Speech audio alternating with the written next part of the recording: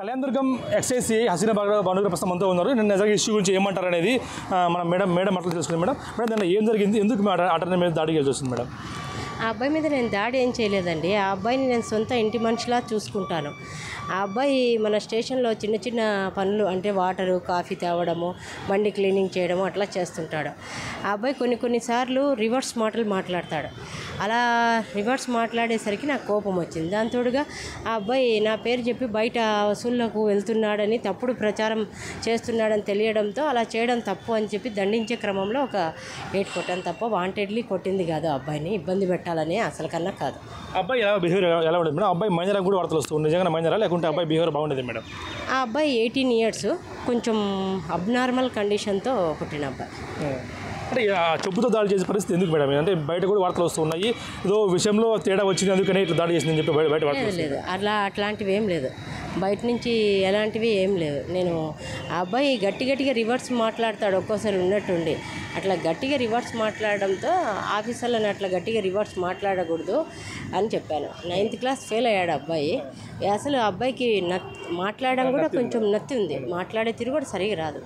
అందుకని నేను అబ్బాయిని చెప్తే వినవు, అన్ని రివర్స్ మాటలు మాట్లాడుతుంటావు అని చెప్పేసి అట్లా కంప్లీట్ ఇచ్చారా మేడం? మీ మీద కానీ అబ్బాయి మీద కానీ మీరు కంప్లీట్ ఇచ్చారా మేడం? లేదు, వసూలు చేస్తారని చెప్పి అంటున్నారు కదా, వసూలు విషయంలో కంప్లైంట్ ఇలాంటి సమాచారం రావడంతో ఆ అబ్బాయిని దండించాను అంతే. ఆ అబ్బాయి మీద నేనేం కంప్లైంట్ ఇవ్వలేదు. మీ కమిషనర్ ఏమైనా డిప్యూటీ కమిషనర్ కలిసారా, ఏమన్నారా మేడం? అట్లేం చెప్పలేదు సార్. అది ఏదైనా ఉంటే ఎంక్వైరీ చూస్తాను అన్నారు అంతే. అంటే జరిగిన దాని విషయం మీ తప్పు ఏం లేదా మేడం?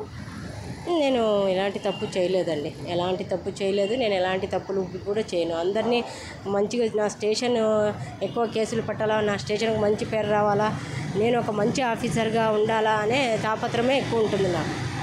పేపర్లో రాశారు మేడం మీరు అవినీతి పాల్పడుతున్నారు, వసూలు పాల్పడుతున్నారు రాశారు, వాళ్ళకి ఏం చెప్తారు మేడం? అది అసత్య ప్రచారం అండి.